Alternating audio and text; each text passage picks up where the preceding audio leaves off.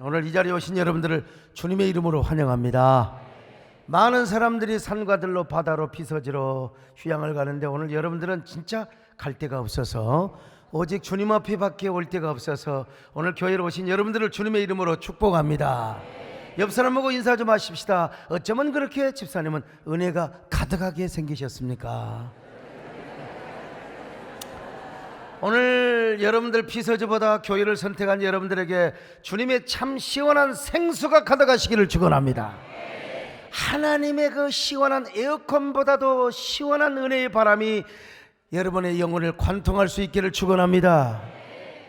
여러분, 우리가 어린 시절에 많이 들었던 이야기가 있습니다. 가장 무서웠던 얘기가 있었거든요. 그 이야기는 바로 두 가지인데, 하나는 일본의 순사 이야기고 또 하나는 도깨비 이야기였어요. 애들이 울면은 뭐 엄마 아빠가 뭐라고 한 줄 아세요? 야야 뚝끝쳐라, 순사가 온다, 순사가 잡으러 온다는 거예요. 그리고 또 복지가 온다, 복지. 여러분 아세요? 도깨비가 온다, 도깨비가 온다. 그래서 애들의 울음을 그냥 그쳤던 적이 있었죠. 그만큼 순사와 도깨비는 두려움과 공포의 대상이었습니다. 도깨비가 무엇입니까? 한마디로 우리 민족의 무속신앙에서 소개되는 상상의 존재지요. 어느 종편 TV에서 도깨비를 미화시키는 드라마도 방영을 한 적이 있지만, 원래 도깨비라는 존재는 사람의 모습으로 나타난 흉측한 귀신입니다. 이 도깨비는 사람이 죽어서 귀신이 되는 것이 아니라 오래된 나무나 돌, 바위 위에서 이 도깨비가 나온다고 생각을 했습니다. 아니면 사람이 사용하다가 버린 것이 변해서 도깨비가 된다는 거예요. 빗자리, 몽댕이, 부직갱이 이런 것들 뭐 쓰다가 남은 기와 또 사기 깨진 거, 또 뭐 이 부직갱이 이런 것들요, 방석. 그래서 옛날에는 이제 이런 거 다 태워버렸어요. 아니면 산에다 버렸습니다. 일종의 정령신앙이었지요. 그런데 이 도깨비는 비 오는 밤이나 아주 음침한 곳에서 음기로 나타난대요. 뭐 비 오는 밤에 파란 불을 쓰고 나타난다든지, 아니면 아주 머리를 푼 초인간적인 괴력의 어떤 남자의 모습으로 막 뿔 달린 모습으로 나타난다든지, 그것도 아니면 아주 아름다운 여인이나 하얀 소복을 입은 청상 과부로 나타난다는 거예요. 아저씨 하고 나타나는 거예요. 도깨비가 하는 일은 딱 한 가지입니다. 한 가지인데, 그것은 사람을 홀리는 일이요. 사람을 홀려서 혼을 빼간대요. 어린 시절에 어른들한테 들었던 이야기가 있는데요. 어떤 사람이 장날에 술을 진탕 마시고 막 비틀비틀 걸어오는데 하얀 소복을 입은 여자가 나를 따라와! 그런지 남자가 안 따라가, 따라가는 거예요. 저녁 내내 이 여자를 따라다녔다는 거 아니겠습니까? 아침에 정신 차리고 일어나서 봤더니 어느 공동묘지 무덤 위에 딱 자기가 누워있더라는 거예요. 그리고 다음날부터 기침을 콜록콜록 하더니 몇 달 후에 시름시름 앓다가 죽었다는 겁니다. 여러분, 어떤 남자는 또 아주 아리따운 소복 입은 여자가 그냥 하룻밤 같이 하자고 그래서 어느 원두막에 가서 잤는데 아침에서 일어나 보니까 자기가 빗자리 몽둥이를 품고 있더라는 거예요. 참, 빗자리 몽둥이. 그도 역시 몇 달 있다가 여러분 죽었다는 거 아닙니까? 그러나 어떤 사람은 정신을 똑바로 차리고 도깨비를 막 칡는 쿨로 막 콱 감아가지고 나무 위에 매달아 놓고 아침에 어찌 됐나 가서 봤더니 빗자리 몽둥이, 그것도 피가 묻어가지고 대롱대롱 달려있다는 것입니다. 또 어떤 사람은 저녁에 길을 가는데 도깨비가 나타나서 씨름을 청하더라는 거예요. 여러분, 옛말에 어른들 보면 도깨비는 다리가 하나밖에 없대요. 오른다리는 없고 왼다리밖에 없어 왼다리를 딱 걷어찼더니, 유성군 장님 아세요? 왼다리 걷어찼더니 넘어가다라는 거, 요놈을 갖다가 꽁꽁 묶어가지고 나무에 데려놔서 그렇게 했더니 피 묻은 부직갱이가 대롱대롱 달려있더라는 것입니다. 여러분, 얼마나 재미있어요. 뭐 전설의 고향 안 봐도요, 뭐 더 실감나죠. 근데 옛날에 할 일 없는 어른들의 이런 이야기를 하면서 노닥거리고 있었어요. 어린 시절에 이런 얘기를 많이 들었죠. 그런데 이 노인들이 하셨던 말씀 가운데 하나의 교훈이 하나 있어요. 그분들도 무슨 얘기를 하느냐면, 아무리 도깨비를 만나도 정신만 똑바로 차리면 이기더라는 것입니다. 아무리 도깨비가 사람을 홀리고 죽이려고 한다 할지라도 정신만 똑바로 차리면 도깨비도 이기더라는 것입니다. 그리고 도깨비를 이기고 나서 보니까 도깨비는 아무것도 아니더라는 거요. 부직갱이나 저기 빗자리 몽둥이에 불과하는 거. 근데 이게 복음이 없었던 불신 세계에서 사람들을 홀리고 깨고 망하게 하는 역할을 했던 것입니다. 그러므로 이 도깨비라는 존재를 어떤 경우에도 아주 미화시켜서는 안 됩니다. 그리고 우리에게 친숙한 존재로 이야기해서는 절대로 안 됩니다. 사실 저는요, 도깨비라는 말을 쓰고 싶지도 않습니다. 다만 여기서 도깨비라는 용어를 현대인의 의식을 사로잡고 있는 상처 혹은 편집증적인 추상심리 증후군으로 제가 사용을 하려고 하는 것입니다. 여러분, 이런 징크스가 있잖아요. 치통은 언제 시작되느냐? 치과 병원이 문 닫는 토요일 오후에 시작된다. 괜히 그때 이가 아리는 거예요. 헤어스타일을 쫙 바꾸려고 했어. 근데 그냥 헤어스타일이 너무 멋있다는 거예요. 그래서 바꾸지 않는다는 거. 기가 막힌 아름다운 사랑의 문구가 떠올랐는데 이미 편지를 붙이고 나서 생각이 나는 거예요. 아유, 그리고 진짜 간만에 좋은 음악이 나와요, 전철에서. 근데 하필이면 그때 안내방송이 나오는 거예요. 이런 징크스처럼 오늘날도 아무것도 아닌 상처나 허상에 붙잡혀서 꼼짝도 못하고 거기에 매여 살아가는 삶이 있어요. 지내놓고 보니까 부직갱이에 불과하고 빗자리 몽둥이에 불과하는 걸 그랬더랍니다. 더 중요한 것은 오늘날도 이러한 추상적인 도깨비 심리증후군이 우리에게 존재하고 있다고 하는 것입니다. 그래서 이 도깨비 심리증후군이 오늘 또 사람들을 홀리고 있습니다. 아무것도 아닌 거에 의해서 막 그냥 사람이 막 그냥 동요되고, 그리고 막 그냥 그 사회가 분열이 되고 말이죠. 이 현대판 도깨비 혹은 추상적인 도깨비 심리이, 이 심리증후군이 여러분 사람들 속에서 존재하고 있다는 겁니다. 그래서 오늘날 사람들은 얼마나 이상심리를 갖고 있어요. 그리고 이상 행동을 합니다. 우리 가운데 보면 겉으로는 멀쩡한데 그 사람 속에는 막 지나친 편집증이 있거나 히스테리 현상이 있어요. 또 깊은 강박증과 우울증, 그리고 여러 종류의 성격 장애자들이 있습니다. 그래서 이상 행동을 하게 되는 거예요. 이해할 수가 없어요.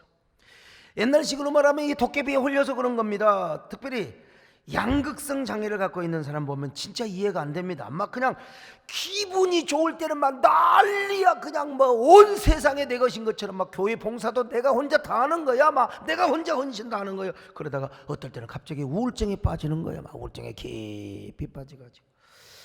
편집증적인 인격장애를 가진 사람들도 마찬가지입니다. 이 도깨비 심리 증후군이 사람들 속에서 발광을 해요.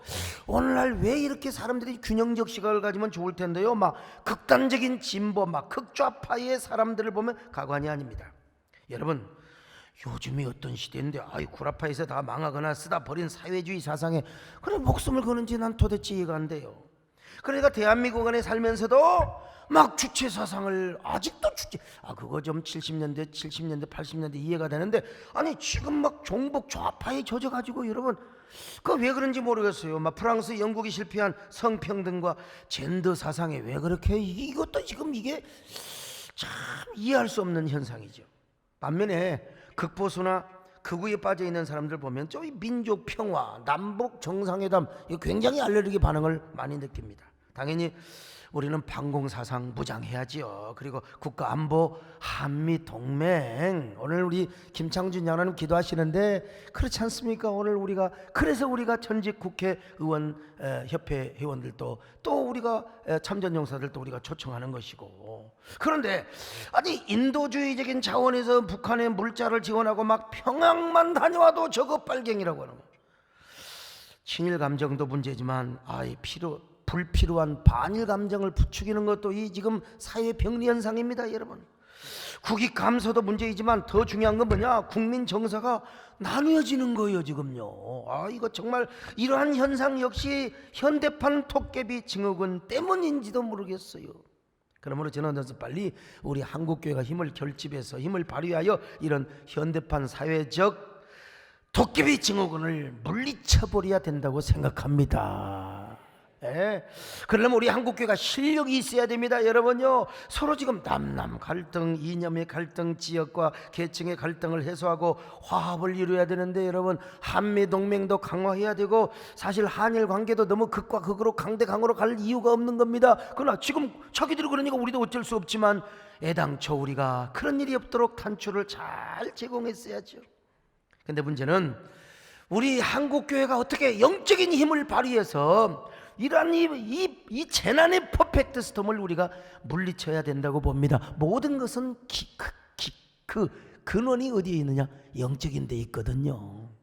그러므로 저는 우리 한국교회가, 우리 세대된 교회가 먼저 영적인 실력을 갖출 수 있기를 바랍니다. 거천벌정에도 보세요, 여러분요. 귀신 들린 사람 이거 정신과 의사도 안 되는 경우가 있어요.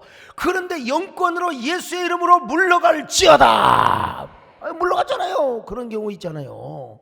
그런 것처럼 여러분, 우리 한국교회가 힘을 모두어서 우리 대한민국을 세우는데 앞장서야 될 줄로 믿습니다.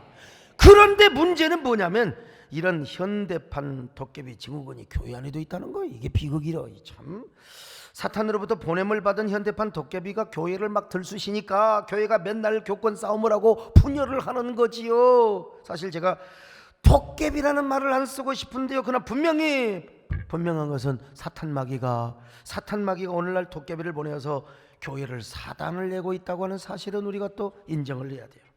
이게 교회 안에만 있느냐? 아니에요. 우리 안에도 있어요. 우리 안에. 여러분 곰곰이 생각해 보세요. 은혜 받고 그냥 감동해서 여러분 헌신할 때는 얼마나 기쁨이 넘쳐요.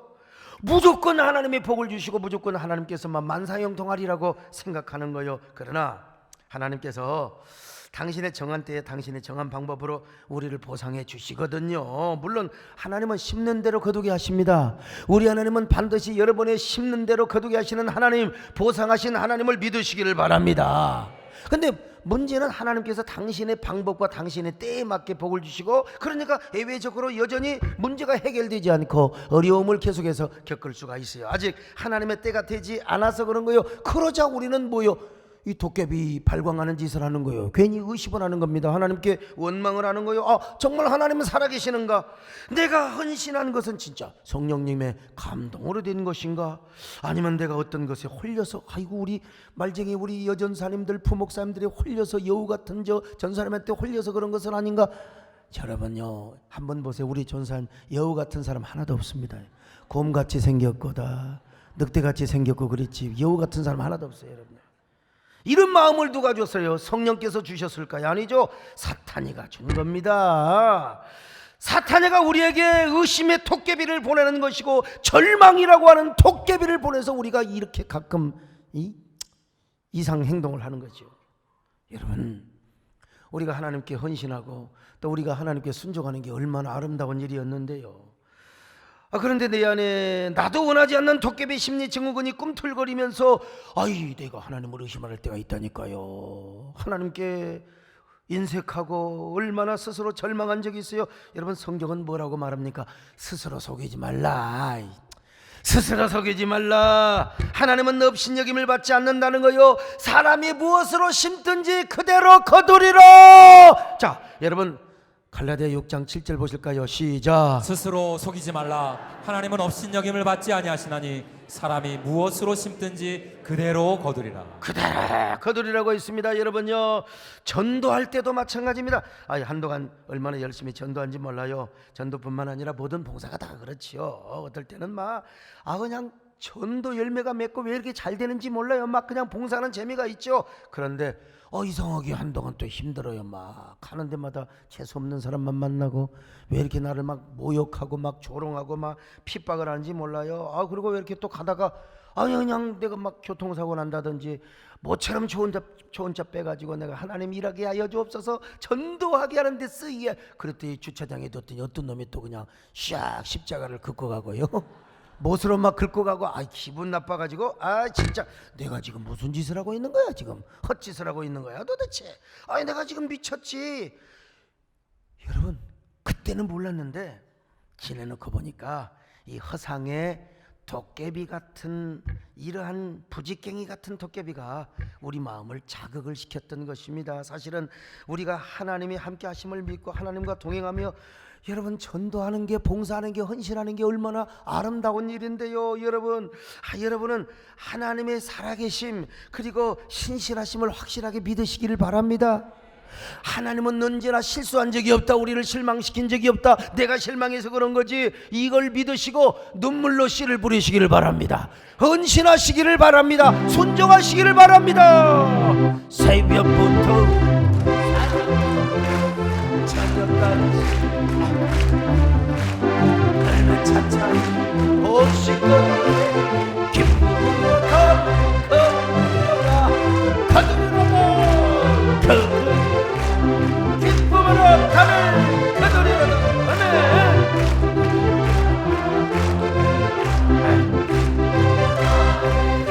이거 여러분 우리뿐만이 아닙니다. 오늘 본문에 보니까 예레미야도 그랬습니다. 예레미야는요 선지자 안 하겠다고 얼마나 거절하고 뺀치놓고 하나님 앞에 오브젝션 안 됩니다. 하나님 정말 죄송합니다. 저는 어린아이에 불과합니다. 얼마나 어리석은지 저는 지혜도 없고요 말도 못하고요 능력이 없는 사람이다. 그러니 부를 만한 자를 좀 말도 좀 잘하고요 배짱도 있고 용기 있는 사람을 좀 불러주세요. 이렇게 거절을 했어요. 자 에레미야 1장 5절로 6절 같이 봅니다. 시작. 내가 너를 모태에 짓기 전에 너를 알았고 내가 배에서 나오기 전에 너를 성별하였고 너를 여러 나라의 선지자로 세웠노라 하시기로 내가 이르되 슬프도소이다 주 여호와여 보소서 나는 아이라 말할 줄을 알지 못하나이다 하니.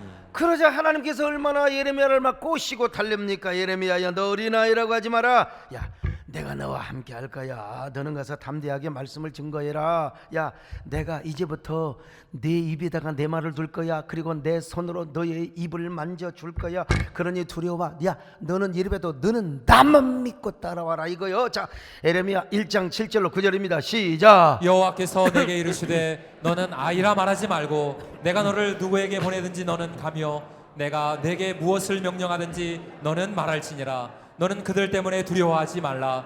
내가 너와 함께하여 너를 구원하리라. 나 여호와의 말이니라 하시고 여호와께서 그의 손을 내밀어 내 입에 대시며 여호와께서 내게 이르시되 보라 내가 내 말을 내 입에 두었노라. 그래서 예레미야가 막 신나게 이제 전도 다닙니다. 이제 하나님 말씀 전하러 다녀. 그런데 이 사람들이 자기를요 얼마나 모욕을 주고 얼마나 치욕적인 말을 하는지 몰라. 저거 거짓 선지자라고 말이요. 저 새끼 완전히 나이롱이라는 거예요. 저거 완전히 좋은 얘기만 하는 게 아니라 하나님의 뜻을 전하거든요. 그래서 예레미야 자존심이 짓밟혔어요. 얼마나 기분이 더러웠는지요. 자 예레미야 20장 7절로 8절 시작. 여호와여 주께서 나를 권유하심으로 내가 그 권유를 받았사오며 주께서 나보다 강하사 이기셨으므로 내가 조롱거리가 되니 사람마다 종일토록 나를 조롱하나이다. 내가 말할 때마다 외치며 파멸과 멸망을 선포함으로 여호와의 말씀으로 말미암아 내가 종일토록 치욕과 모욕거리가 됨이니이다. 그래서 이제 하나님 앞에 이렇게 고백하는 거예요. 하나님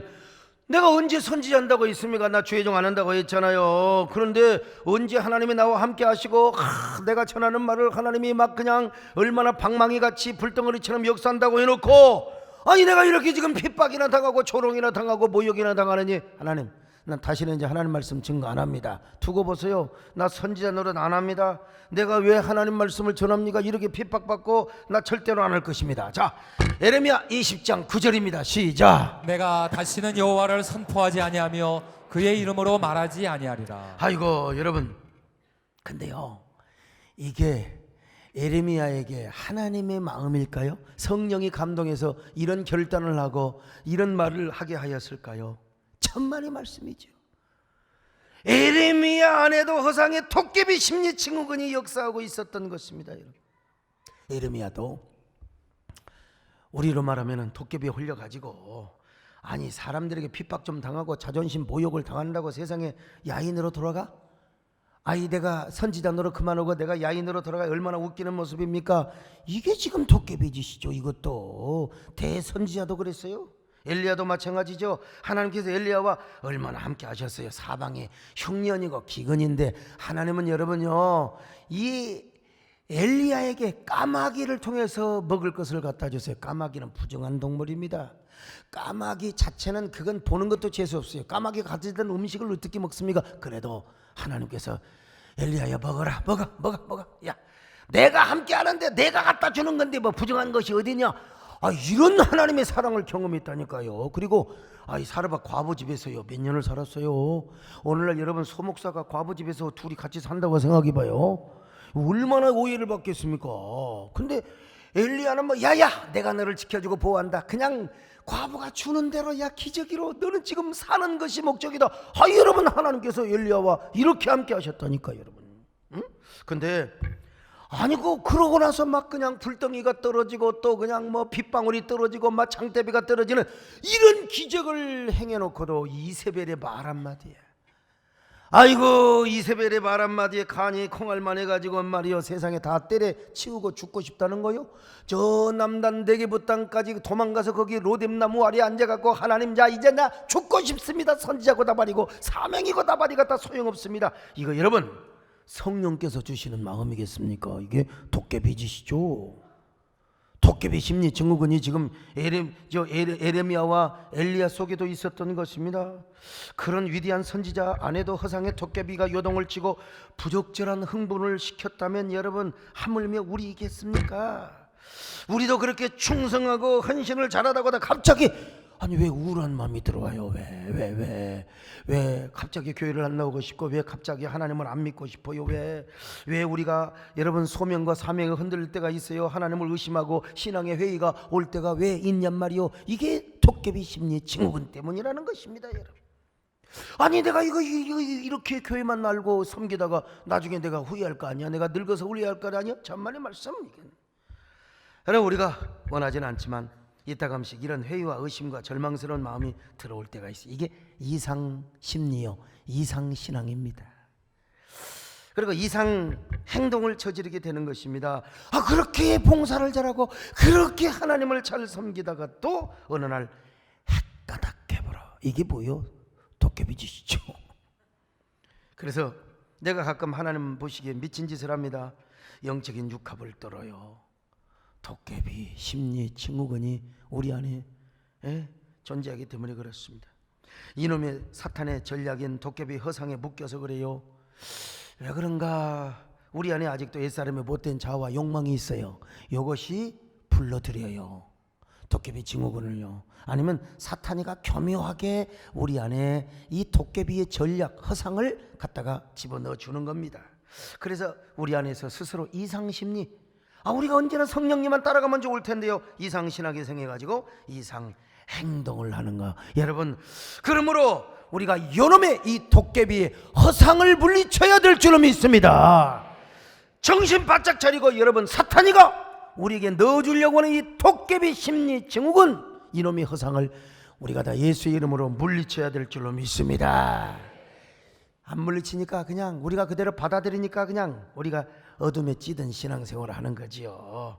어둠의 권세에서 우리가 진정으로 회복을 해야 되지 않겠습니까? 진정한 자유와 행복을 누리는 신앙생활을 해야 되지 않겠습니까? 그러려면은요 악한 마귀의 눌림, 이놈의 도깨비 허상, 그 다음에 증후군, 이런 것으로부터 우리가 완전히 자유함을 얻고 이걸 물리쳐야 우리가 진정한 회복의 축복을 누리며 진정한 자유의 그리스도인이고 이대한 행복한 사명자가 될 줄로 믿습니다.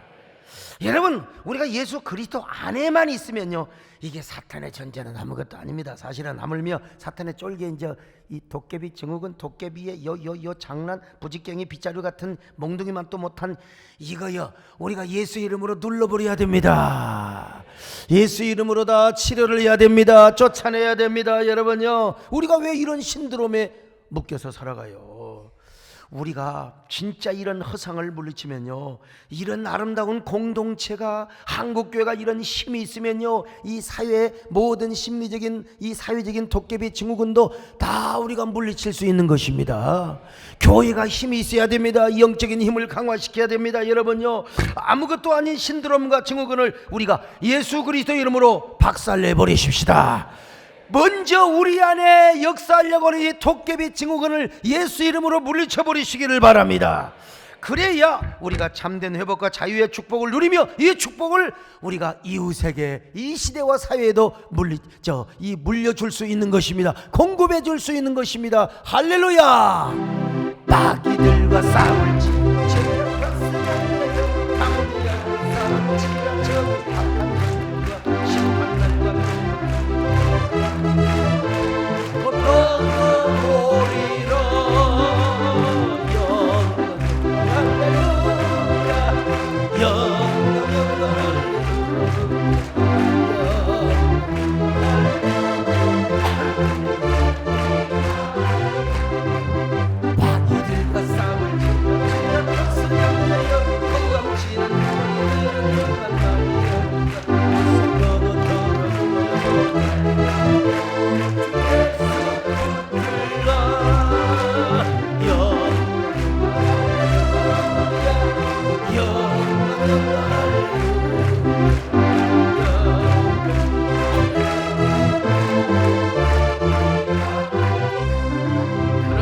어떻게 물리칠 수 있는가? 저처럼 물리칠 것도 없어요. 여러분, 우리가 언제나 하나님을 왕으로 모시면 올 수도 없고 틈탈 수도 없는 겁니다.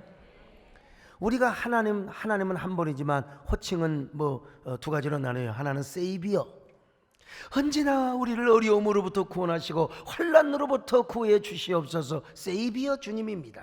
그런데 이게 신앙이 어릴 때는 맨날 세이비어의 주님만 부르고 있는 거예요. 신앙이 성숙하면 이제는요, 우리 하나님을 왕으로 부릅니다. 로드, 나의 왕, 나의 하나님이여, 나의 주인 되시는 주님이여. 이제는 구원자를 넘어서 나의 주인이 되십니다. 나의 주군이 되십니다. 나의 왕이 되십니다. 여러분, 오늘부터 하나님을 왕으로 모시기를 바랍니다. 황제요 임금으로 모시기를 바랍니다. 아멘. 왕이신 나의 하나님, 내가 주를 높이고 영원히 주의 이름을 송축하리.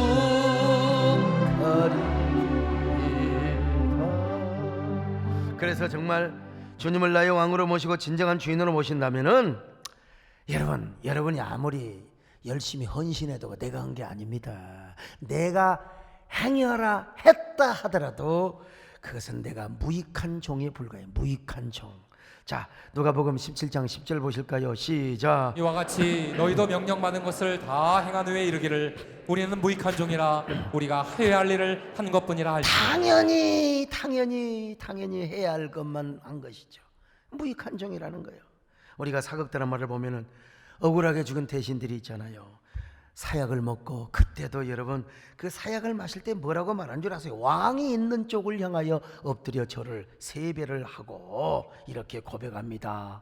전하, 성은이 망극하옵니다. 전하, 태평성대를 누리시옵소서. 전하.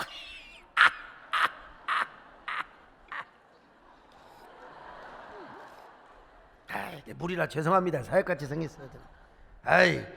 그래 호탕하게 웃으면서 사약을 벌컥 마시고 막 죽습니다. 그 장희민이라는 그 숙종의 후궁을 잘 알 거예요. 이 여자가 시기가 많아가지고 이게 인현왕후라고 하는 이 그 왕후, 이 왕비죠. 이 중전마마를 죽이려고 이제 암살을 이렇게 이제 모의를 하는 거. 이게 발각이 되어서 사약을 받습니다. 사약을 받아. 참 기가 막혀. 아니, 왕의 총애를 받다가 결국 임금으로부터 사약을 받아요. 사약을 먹기 전에 신하들에게 주상전하께서 나에게 특별히 따로 할 말씀이 없으시던가, 마지막으로 나에게 남기신 말이 없으시던가. 그러니까 신하가 있습니다. 마마 여기 있습니다. 그래가지고 가슴 설레는 마음으로 이 장혜빈이 딱 숙종대왕의 교지를 봤더니 여기에 뭐라고 쓰여있는 줄 아십니까? 원샷. 그래서 그 사약을 마시기 전에 입에 거품을 물고 죽었다는 겁니다. 아직도 무슨 말인지 모르는 사람은, 여러분, 우리도 그렇습니다. 정말 하나님을 왕으로 모시는 로드십 신앙을 갖고 있으면 모든 게 은혜일 뿐입니다. 내가 주의 일을 하다가 고통을 당하고 핍박을 당한다 하더라도 그것도 은혜입니다. 할렐루야. 예레미야가 이걸 몰랐다니까. 이 세상에 엘리야도 이걸 까먹었어요. 그 일을 자기들이 했다고 잠시 생각한 것입니다. 그래서 내가 하니까 힘든 거예요. 내가 한다고 생각하면 지쳐요. 저도요, 내가 한다고, 내가 무슨 뭐 생태계를 내가 한다고 생각하니까 지치는 것이죠. 여러분, 그럴 때 이제 도깨비 신도름이 싹 오는 거예요. 야, 너 해봤자 무슨 소용이 있느냐? 야, 너만 손해봐, 이 바보야. 그래, 하나님께 원망하고 엘리야처럼 아고 나 죽고 싶어요 그러는 겁니다. 여러분, 우리가 정말 은혜입니다. 주님을 왕으로 모시는 사람은 여러분 모든 게 은혜입니다. 내가 해도 다 무익한 종이고, 여러분이 아무리 전도, 아무리 헌신, 아무리 헌금을 많이 했어도 다 은혜라는 사실을 믿으시기를 바랍니다. 그 감당할 수 있는 것 자체가 은혜가 아니겠습니까? 한마디로 은혜입니다. 은혜입니다. 믿으시면 아멘 하시길 바랍니다. 내가 고난 중에도 찬송할 수 있어 은혜의 힘입니다. 내가 실패했어도 감사할 수 있어 은혜의 힘입니다. 내가 힘든 가운데 거친할 수 있어 은혜의 힘입니다. 내가 역경 가운데 봉사할 수 있음 은혜의 힘입니다. 주님의 은혜가 내 안에 들어오고 나는 날마다 기뻐집니다. 은혜가 더하여 질수 오직 주님만 바라봅니다. 주님의 은혜가 내 안에 들어오면 나는 날마다 기뻐집니다. 은혜가 더하여 질수 오직 주님만 바라봅니다. 은혜입니다. 은혜입니다. 할렐루야. 무슨 도깨비 신도로만이라 하나비가 오겠습니까? 은혜입니다. 우리가 오늘 이 자리에 앉아서 예배드리고 있는 것도 은혜입니다. 부족한 종이 이렇게 건강해서 설교할 수 있는 것도 은혜고요. 여러분, 아멘 할 수 있는 것도 은혜요. 안면마비 오면 아멘도 아멘 안 돼요. 안면마비 오면요. 다 은혜입니다, 여러분. 두 번째로 강력한 성령 충만을 경험해야 됩니다. 오늘 예레미야를 보세요. 예레미야가 자존심이 짓밟히고 모멸감을 당할 때마다 하나님 말씀 안 전하려고 했다니까. 나 다시는 주의 종 안 합니다. 사명 안 감당하겠습니다. 근데 그때 그 순간에요, 성령께서요, 하나님께서 그 예레미야의 심장에 막 그 거룩한 불이 타오르게 만드는 거예요. 성령의 불이 막 심장에 타오르 가슴에 타올라. 그러고 막 예레미야의 가슴뿐만 아니라 막 골수가 사무치게 만드는 거예요. 자, 예레미야 20장 9절입니다. 시작. 내가 다시는 여호와를 선포하지 아니하며 그의 이름으로 말하지 아니하리라 하면 나의 마음이 불붙는 것 같아서 골수에 사무치니 답답하여 견딜 수 없나이다. 여러분, 예레미야도 사람이죠. 자존심 상하고 막 모멸감이 생겨봐요. 에이, 다시는 내가 하나님 말씀 안 전할 거야. 날 다시는 선지자 안 한다. 뒤로서 안 한다. 근데 그 순간에 성령께서, 그 순간에 하나님께서 말이요, 그냥 여호와의 거룩한 불을 그냥 속에 막 넣어주어 버리는 거예요. 막 그냥 그 불에 심장이 막 그냥 타오르게 만드는 거예요. 그러니까 예레미야가 너무나 죄송한 거예요. 아까 내가 도망 들었지. 내가 완전히 내가 육갑을 떨었던 거야. 내가 죽는 한이 있더라도 하나님 말씀을 전해야지. 이 몸이 고쳐주고 100번 고쳐 죽는다 할지라도 하나님 말씀을 전하겠습니다. 할렐루야. 그래서 예레미야가 또다시 사명자의 길을 걸어가는 거예요. 듣든지 안 듣든지 왕에게 가서, 대신에게 가서, 백성들에게 가서 전하는 겁니다. 아마 하나님 말씀을 전하러 가는 사명의 현장에 가는 길에 예레미야는 이런 노래를 부르고도 남았을 것입니다. 여러분요, 저여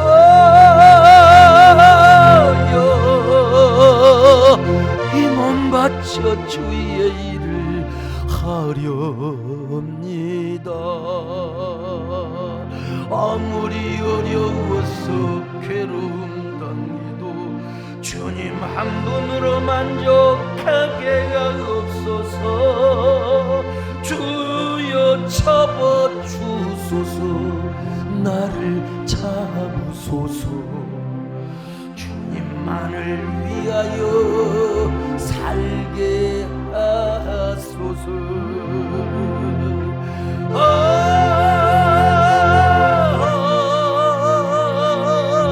불같은 성령아, 충만케 하옵소서. 고통이 와도 죽음이 와도 내 주만 위해 내가 살리라. 보자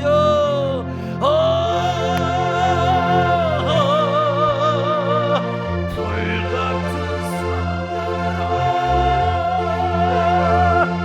충만케 하옵소서.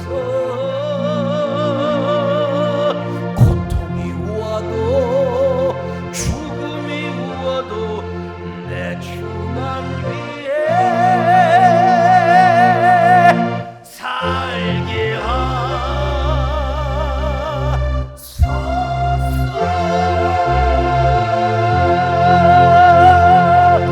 여러분, 이런 에레미야의 고백이 여러분의 고백이 되시기를 바랍니다. 예레미야가 이런 경험이 있었다면 우리라고 뭐 여러분, 우리도 그래서 가끔 이상 행동을 할 때가 있어요. 우리 정권사님만 빼놓고 교권사님도 가끔 나한테 뭐라고 해요. 우리 배장용 자님 같은 사람만 빼놓고 참, 여러분 이건 분명히 도깨비 신드롬에 빠지니까 그러는 거예요. 그러니까 우리도 예레미야처럼 불같은 성령을 체험해야 됩니다. 강력한 임재를 체험해야 돼요.